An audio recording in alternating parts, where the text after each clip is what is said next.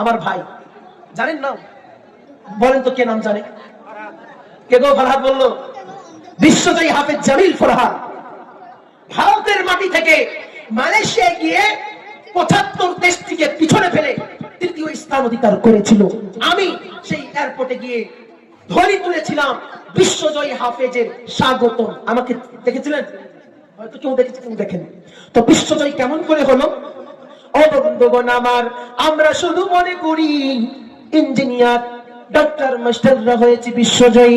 না না না, হাফেজ কোরআন ভারতের পতাকা উত্তোলন করেছিল মালয়েশিয়ার জমিনে। বন্ধুগণ আমার, তার বাপ ছিল কোটিপতি। বাপ কোটিপতি হওয়ার সত্ত্বেও সন্তানকে ইংলিশ মিডিয়ামে না দিয়ে মাদ্রাসায় দিয়েছে। সুবহানাল্লাহ বলবেন না? বিশ্বজয়ী করলো আমাদের গর্ব। বিশ্বজয়ী হাফেজ জামিল ফরহাদ। পুরো দেশে এখন ভাইরা কোরআনের জন্য সম্মান। আপনি নামাজ পড়বেন, আপনি আলেম উলামা ইমামদের সঙ্গে সঙ্গী হবেন, আপনার সম্মান কে বাড়াবে? কে বাড়াবে বলেন? আল্লাহ।